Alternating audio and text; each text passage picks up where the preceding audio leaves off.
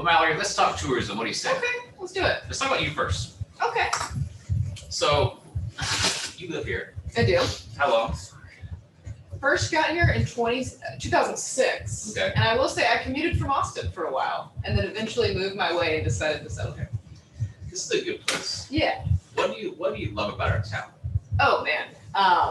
It's the people. It's the love that people have. Like, it's contagious. And so I caught it quickly. And I'll tell you, I grew up in Dallas, and the thought of, and I lived in Nashville for a while, and this is relevant because we would drive to Atlanta to go to Nordstrom. And so the thought of moving to a place without such opportunities as a Nordstrom was really hard for me. And then I realized I just don't need that in my life, because the local businesses here, the sense of place here, and the opportunities for fun dining, shopping, you don't need to go anywhere else. Fair enough. So that's why I love it. Let's go back. Nashville to Atlanta.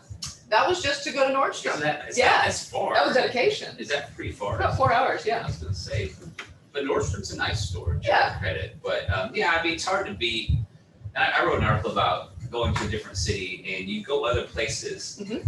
Sometimes it takes that to realize how special our town is, Absolutely. and then it also takes remembering the first time you came here, Yes, and it's magical it is. for a city our size to have all we have. It is. It's kind of unbelievable. Yeah. And I caught that magic when I was a kid. I had a really weird dichotomy growing up. We lived in Dallas and we spent our weekends on a cattle operation in Northeast Texas. Oh wow. So that city mouse, country mouse thing was going on. Yeah. And then I left Texas as fast as I could. Okay. The only places we ever vacationed were New Braunfels, San Antonio, or Crested Butte, Colorado. So I had not seen much of the world. I was curious, wanted to go. Yeah.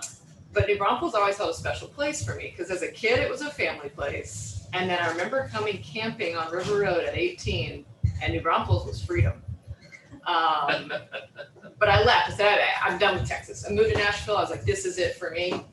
It snowed, it iced, and I said, uh-oh, this is not for me. Yeah. And I got back here as fast as I could. Yeah, Texans have trouble with snow and Yeah, ice. yeah, Yeah. yeah. And lack of dining options. There were all kinds of things I found that I realized Texas really had to offer. Compared to Nashville, we have better dining, or is it? Absolutely. Is it quality, not quantity, I assume, but quality and delicious things you like? Or Diversity. I mean, Oh, yeah. where else can you, in this small footprint, get German food, Mexican food, some of the best, I tell you.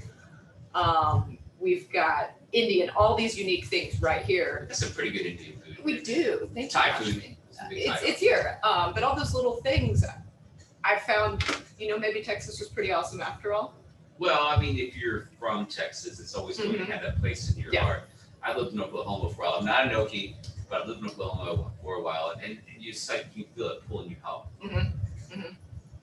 And I'll be honest, I was trying to get to Austin. Yeah. It was in the height of kind of the Texas music industry, and that felt like Yeah. where I needed to be. Yeah. And I landed here, and I showed up here, early 20s, and thought, I'll be here for a year. I couldn't leave. Now you can't get me to leave That's my because same, I exact caught same it story. quickly. It's the Yeah. exact same story. Now back to music. Mhm. Speaking of career, I know of your stock show, San Antonio Stock Show and Rodeo background. Is there more to that you want to talk about? Your background. Sure, and I'll say the common thread throughout my career has been creating fun experiences for people and then convincing them to buy them. So I get to continue doing that work here. Sure. Started out in the music business, worked at a record label, then in artist management, which is kind of seeing every aspect of their career from the marketing to the finance to, and that was back at the onset of social media, which was a lot of fun, navigating MySpace background. Oh, cool. Stuff like that. Right on. And then spent the last 11 years at the San Antonio Stock Show and Rodeo. And what was really unique about that was branching out from just procuring and producing concerts and promoting concerts to carnival rides and food and shopping and all of these things, and really starting to see that you can offer something for everyone, and it's something different for everyone. And that to grow a business, grow an event, grow a community, you sometimes need to attract people from outside that community to come engage with you. Well, it's interesting thinking about, like you said, the progression of career. Saying the stock show and rodeo down there, like you said, kind of start bringing in other pieces. which I assume you're heading towards how that would benefit you here because we have a lot of different pieces as well. Before we get into that, I do have to ask you two very, very kind of important questions. Okay. Your favorite taco flavor? How long do I have to answer this question? You have like 4 seconds. Okay, I'm gonna take 20. Rest in peace, Hannah's Tacos. My Saturday morning ritual used to be getting a granzine, which is carne quesada, Yeah, potato, cheese, and egg. that's a good one. Yeah, I have replaced that with a love of carnitas tacos. those carnitas are good. And it's a tie between Las Fontanas, Okay. La Cosecha, and my neighbor Trace for best carnitas. Oh, you have a Trace Jerica mixed carnitas? Yes. Oh, really? Yes. Can we stop by? Yes. Unbelievable. Really? But I crave carnitas, that melty fat. It's Yeah, nice. they're really good. Yeah. And you get a little crisp in there. Yeah. You gotta have the crisp. And they're hard to make. Like I'll have some like pulled stuff and you fry it. Yeah. It's hard to do just right. So that Yeah. I know Trace did that. We'll stop by. Oh, yeah. German food, your favorite Germany kind of stuff. Schweinshaxe. Fine. And I don't even know if I Pig. said that right. Pig, It's pork knuckle. pork knuckle. Okay. Yeah. It's big. I have a thing for fatty pork, clearly. I didn't even make that correlation till now. But with a side of German potato salad and specifically purple cabbage. And I want to, before we move on, we have to move on. Mhm. Potato salad, vinegary or mustardy or mayonnaise? Vinegary, Thank you. bacony, Okay, and warm. I can do that. Yes, all the above. All the above. You gotta have the vinegar. Yeah. Okay, we're done. Thank you all for being here. Kidding. It's good. If you need food recommendations, you can contact us after the show. 2020 was bad for a lot of reasons. Tourism, and I'm talking about the tourism industry, businesses that use tourism Mhm. to thrive, Mhm. obviously were hurt by that. Sure. How are we doing now? We're okay. We're okay. It's been exciting to watch looking at the occupancy of lodging specifically. 2020 was tough. It was tough. 2021 was a killer comeback. Even better than 2019, and we are on track to surpass that. Well, I was going to ask you that. Oh, good. So over 2019, Uh, how much? I mean, okay, so give us kind of a line graph, 2019, Yeah. then how far are we down, how Okay, far, okay, that sort a of stuff. graph. So we were, for years, moving along from what I can tell from history, we were pretty good, little ups, little downs, very typical.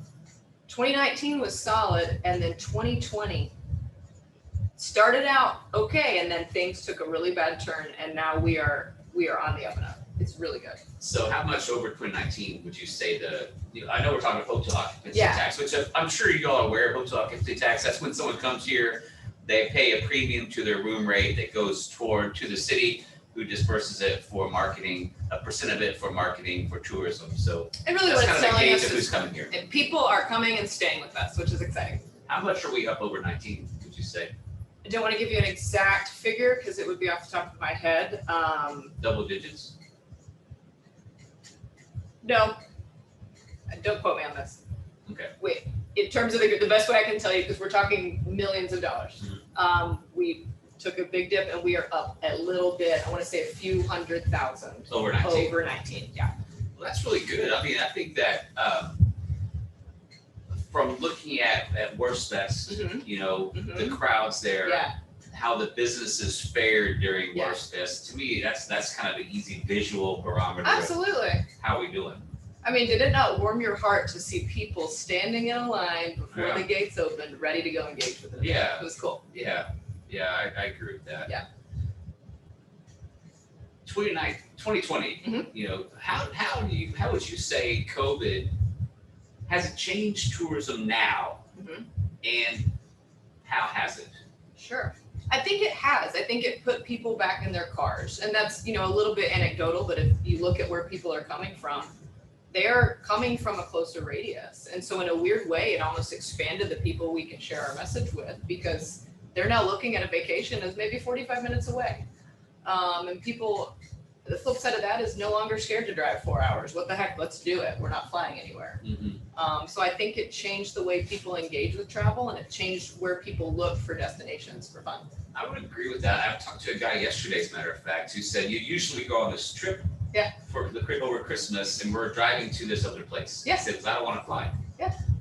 But also, you mentioned something which I think is interesting to unpack a little bit is previously the CBB Mhm. marketed to destinations that were farther away. Mhm. And so you're kind of alluding that, perhaps there's people coming from a San Antonio or an Austin who will stay overnight here. That Yes. is, and you might touch on, being the program of your work, that the outcome would be what is people staying overnight, things like that. Yeah, and I think it's hitting a little bit of all of it, because I think you've got this new crop of people that are traveling a little closer in. But at the same time, I'm excited to tell our story to people that have never heard of us from maybe a little further. But I think we have seen, a little bit of a difference in where people are coming from. Yeah, which, I think that people on here probably, I do it. We will go stay even in town here. Yeah, oh Just yeah, to be out of our house. And we did Sure. that in 2020 for sure, because Sure. we can't stay, if we stay here longer, we're gonna either kill each other or burn our house. yeah. So I think there's something to be said for that. Is that Yeah. a permanent change, you think, or we think it'll kind of work its way I back? don't think we know yet. I think it'll take us 5 years to figure that out. I hope it is, because I just see it as more diversity in who we can speak to. Mhm. Because there's different ways to travel. Our motto among our group of friends last year was, let's eat takeout somewhere else. Exactly. And that's what we did. Who's got a good family pack? Exactly. Oh, that was a ton of fun. Yeah. So compared to a large city like a Houston or a DFW Metroplex, this whole thing of we're going to drive, Mhm. does that benefit us? Does it give us an advantage over those towns? I Or think how it does affect does. us? And the fact that you mentioned those two specifically, I think the other thing we saw that we haven't touched on is people wanted space. They went, oh, we can't engage in these cities. We've got these limitations. Let's go get some open space. And we're better than this incredible community that has all of these outdoor assets, but also you can go eat a great dinner afterward. Yeah. But I think it will change. You think it'll get back to more flying? I mean, who's I think it's going to stay a mixture. I Yeah. really do. And that's my crystal ball. I'm making this up. But I just think the way, anecdotally and looking at where people are coming from, I think we've really expanded who's going to come here. Yeah, I think that's cool, and I think that a city like us being between two metroplexes that we are, like we are, and then close to Houston, I think if people want to get away for a weekend, they want something different, like you said, space. Yeah. And we offer a smaller town, Yeah. a smaller feel as compared to those big places, which Yeah. I think is a selling point for us. I think so. And that's why I always mentioned the weird way I grew up, that I lived, in Dallas County during the week and out on a ranch on the weekends. We are that middle of the road. We are so many different things to so many different people. We have this incredible, walkable, quaint, darling city feel with so much to shop and eat and see and do. But we also have this amazing nature. I mean, just the change in the landscape here from Houston or Dallas, it's a whole other place. Maybe talk a little more about that, in your experience of New Braunfels. Mhm. You talked about quaint and Mhm. family. Are those our biggest selling points, do you think, in your view, that, it's easy for those of us who live here to get it? Mhm. How do you make people far away get it? What's your Sure. one-liner, your elevator speech? I think we're different things to different people, and that's a great thing, because that gives us diversity, that gives our businesses diversity. We're always subject to trends and opinions, and so as one changes, we have something else. So the elevator's a really long ride, so I'm gonna keep going. Do it. But I think family, absolutely, that is who comes, that is our summer bread and butter, is family, water, outdoor activities, and that is so important. But I think we have this, emerging opportunity to speak to couples getaways, to friend group getaways, all these different types of travel while still maintaining that family feel. Yeah, and I think that's kind of been, as long as I've been here, a message we've said is families. Mhm. Something that appeals to me about our town, and I'll talk just a little bit, and that's your show, but It's actually what's neat to me is having grown up in a town in Vernon, Texas, way up north. Mhm. It's a revolving door, Uh-huh. and people can't wait to get out. Uh-huh. And you come here, and everybody's bragging about, well, I was born here. Yeah. It's a source of pride, or so-and-so came over on the boat. Yeah. That street's named after me. That sort of thing. People want to be here. They want to come back here. Yeah. And that, to me, that builds a culture. Yeah. That people from other places benefit from, because people, when you started out saying this, that people who live here take pride in the community, ownership of the Absolutely. community.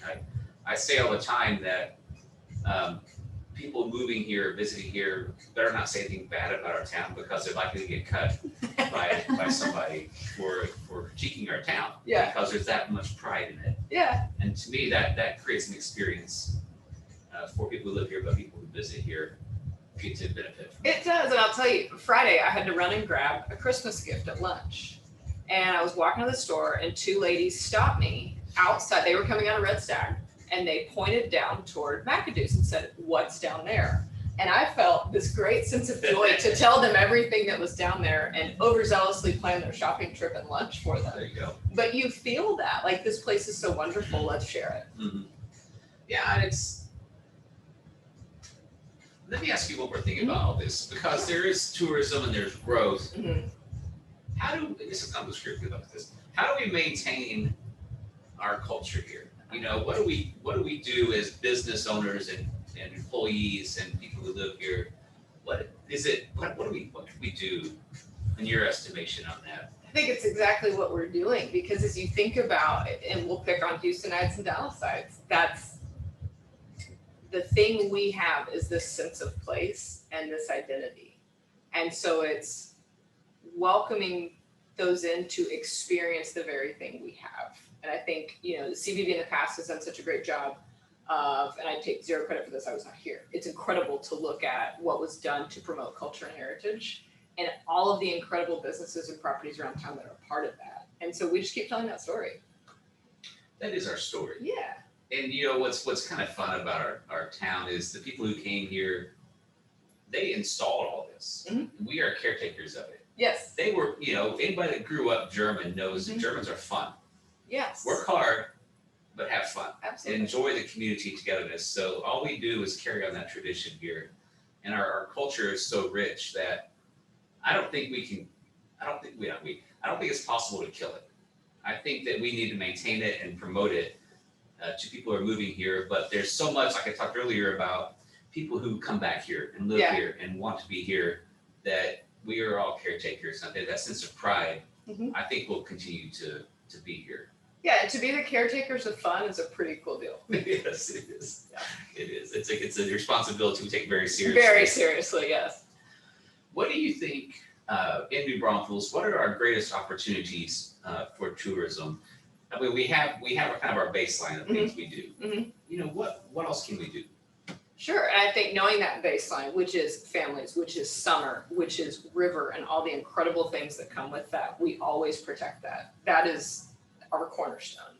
But I think our big opportunity is other times of the year, other attractions, and I kind of go back to, it's different things for different people.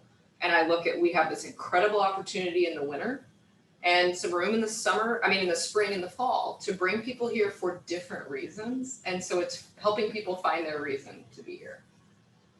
Let me back up one more time. When you talk about water, and I know this, but what are we on the promotion of water on the CVB? Why do we do that? Because the amount of people it brings for an incredible amount of joy, and it literally takes them through our city. But when you look at the occupancy, summer is what it's all about. And that's what people are here for. And we want to continue bringing them here for that, for this incredible array of family-friendly water activities that they can come enjoy during the summer. And research proves that out. Am I wrong? Absolutely. That when you do research from potential tourists and tourists who are here, when we show you these 8 pictures of New Braunfels, they all pick water. Yeah. We're known for that. Yeah. So CVB, you take that, like you mentioned earlier, we take that as our baseline and we build onto it. Sure. These other things. So we have plenty more to offer. Yeah. But water might be, I don't want to say a gateway drug, but water might be our lead. And then we say, well, here's what else we have. Is that kind of what you're talking about? Yeah, exactly. And maybe that's what brought you here, but how can we bring you back in January or in February? What's that different thing that you didn't get to experience that reminds you about New Braunfels and brings you back again next summer? Yeah. So talking about January or these you call them shoulder seasons. What's the process, and what are there leads right now? What things we could do in those months, or are you going through a process to figure out some options for that? Yeah, we're definitely going through a process as you look at where there's opportunity. And again, I go back to opportunity and protecting the thing that is so strong, and that is the summer. So we want to keep the summer. But we look at this great opportunity and go, what is that thing that brings someone? Is it a break after the stress of the holidays? Is it time away with your spouse after being with so many people? Is it reconnecting with your girlfriends because you haven't seen each other? What is that thing? Is it coming enjoying wine? Is it coming for a shopping and dining weekend to spend your Christmas money? So we're trying to find those things that will bring people here to interact with us at a different time in a different way. I think that's good. So it's less product driven, more experience driven. Is that how you're seeing it? I think New Braunfels is all of these amazing products that come together to create this one of a kind experience. So it's both. Yeah, fair enough. Let's go back to, we talked about opportunities. Do we have any threats here? Not so much like, I'm saying, Yeah. things we need to watch out for. Sure. I think the biggest threat is competition. I mean, you look at the access people have to information, from a marketing standpoint, the other messages that are being thrown at people. We've talked about it's not just flying anymore, we're back in the car. So there's all these ways to get somewhere. There's all this information at your fingertips on where you could go and what you could do. So we've got to stay above that noise to make sure people are choosing us. So it's just getting messaging to the right people. I think so. Yeah, right people, right message. So let's do our crystal ball. Ooh. 5 years from now, Mhm. what do you see for tourism? It doesn't have to be New Braunfels, just in general. Do you have Sure. any prognostications? I think and I hope it's people doing more and experiencing more. I feel like if we can go back to an upside of the tragedy of the last 2 years, it's that people realize that they value each other, that they value being in person, that they value doing things. So I think our relationship with experiences is going to continue evolving. And I hope that means more travel, more going and doing, more interacting with culture and history and all the things you speak of. It's interesting, you're kind of starting with that by Mhm. talking about these weekends away Mhm. with the family, your Mhm. friends. That would play into what you're saying about people coming out of COVID, what you value the most. Yeah. Yeah, I think we learned a lot about what matters to us. And if that's not being around people and that's solitude, we can offer you that too. Yes, that's true. We have some, you can pitch your tent somewhere. far away. Absolutely. When you talk about your position as vice president of the Convention and Visitors Bureau, what do you see, how to say this, how do you want to steer the tourism here? Are you gonna, and you have some innovative ideas, are you gonna just kind of say as she goes? What do you think, how are you gonna be? Sure. I think for right now, I want to continue learning. There's so much to learn. There's so many incredible business owners to get to know, and there's so many perspectives to listen to. Because I think nobody knows it better than the people that are out there every day offering lodging, offering dining, offering these attraction experiences. So it's first and foremost what I want to accomplish is learning from them. Well, you have a formula, Mhm. because we have so much to offer. Mhm. And so that's what's interesting to me, being chair of the board, people say, well, let's talk more about this and this. Sure. There's so many sectors we have. We have culture and heritage, we have restaurants, hotels, we have attractions. How do you manage that big of a pool of things? What a good problem to have. You don't have to make up things to market, Yeah. but how do you manage that? I think it's equity and balance. And again, I go back to it's different things for different people. And so we have these incredible cornerstones that we need to speak of, but we also have all these incredible assets we need to make sure are highlighted. And so for me, it's really taking stock of everything this community has to offer and making sure we're amplifying all of those messages. People come here for lots of different reasons. Yes. Let's talk a little bit about the people coming here. Sure. What are our big markets Mhm. and what are our opportunity markets? You touched on it, but I want to go back to where are they coming from most now? Sure, And then, sure. what can we flesh out? So we're seeing a really interesting right now, Austin and San Antonio, and then big cornerstones of Dallas and Houston. We're seeing some emerging traffic coming out of Corpus, the Valley, East Texas, kind of, Tyler, Lufkin, Nacogdoches, all throughout there, a little pop out of Beaumont and a pop out of Lubbock. We're also seeing some really interesting traffic that we're researching coming out of cities across the country. And there can be a variety of reasons for that, but that's kind of a current research project is why are we seeing this traffic coming out of so far away? And is that an opportunity? I mean, I always say I'm kind of vain about our town, so why wouldn't someone come here from somewhere else? Exactly. And that's looking at, I go back to competition. Where are people going and why? And do we have the same, if not better, experience to offer them? We have a better experience regardless. Right. Let me ask you this. That's kind of a weird question. Our Would be town the is, first time. well, fair enough. Yeah. Our town is growing exponentially, Yes. as we all know. It's no Yes. secret. Does the CDB play into people who are moving here to say, hey, did you know you can shop here, you can do these things culturally, or just go into a restaurant or whatever? Is there a role there? I mean, it's not creating heads and beds potentially, but it's also supporting the tourism industry. Sure, and I think beyond the CVB, it's really the chamber as a whole supporting the business community in relocation efforts. Like we are absolutely here as a resource to help people who are considering a relocation or to help people who have relocated kind of plan that experience. And a fun thing happened. There's a school in town that has a scavenger hunt that leads them to our office. And so a family came in a couple days ago and we were talking to them about things they could do to learn about history and culture here in New Braunfels. And the mother said, well, I'm new in town, so we haven't done that yet. And I said, welcome, we're so glad you're here. How long have you been here? And she said, 8 years. Oh, wow. And it was incredible to talk to this family and stand in front of the wall of brochures here at the chamber office and explain to them all the incredible things they could do as a family. So we actually still have a story to tell to those who are joining us about what they can do here. Isn't that bizarre? And I tell a story about, being an OPA, going to a school and saying, hey kids, this is like third graders. Hey kids, how many of you know what Wurstfest is? And like half.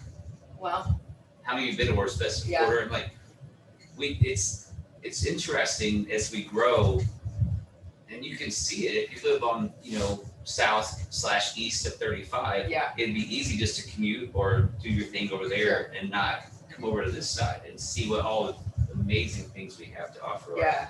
It's almost like we have permanent tourists. Yes, here. yes, absolutely, because they're driving sales tax revenue. They're important. And I go back to a passion of mine from my past life, working with, selling tickets and experiences to people. You watch your customers age. And if you're not capturing the next generation of customers, of leaders, of entrepreneurs, whatever it is, you're not thinking about the future. And so I think there's so many important things we can do to engage families and kids in a positive way. I mean, I think back to my experiences in New Braunfels as a child vacationing here. Yeah. And that informed my decision to set a life here, build a life here. So it's just interesting. Yeah. A lot of communities don't have this glorious problem that we do. Yes. How do we get the word out about so many things, and then to have the growth we have, which people can say what they want about growth. It does create amenities for residents that we would not have otherwise. Having grown up in a town that's going the opposite direction, you don't have the fun amenities that you would enjoy. No, and here. That's a very valid point. Tourists in your community help give extra people to restaurants, to concert venues, to all these quality of life things that we get to enjoy.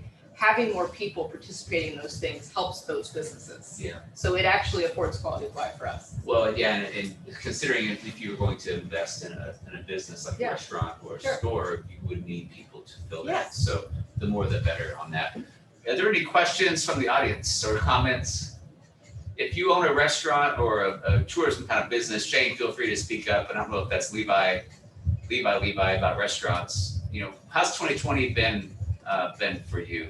And we'll wrap it up pretty quick. I know we gotta get out of here. Hey, brother, can you hear me? Yeah. Okay. It's been a phenomenal year, other than the employee issues, as everybody knows. But sales-wise and customers have been great. Customers have been very understanding and patient with us. But sales have been phenomenal, and people are out moving, having a good time, enjoying themselves. If we just find employees, it'd be an amazing year. Well, I know there's never any parking at your place, Levi, so that's a good sign for you. Congrats on that, man. It's awesome. Yes, sir. Yes, sir. What about you, Shane? Silence means it's great. It's Yeah, he's too busy stacking tubes That's right. to talk.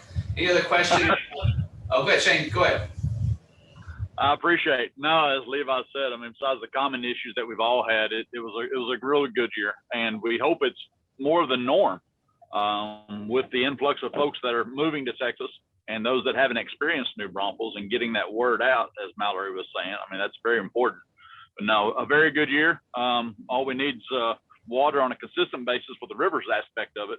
And as we've seen over the last 40 years, when we do have good water, it helps all businesses in general on the tourism side of it. So always depend on Mother Nature, but outside of that, no, it's been exciting, it's been good, and we hope more of the same.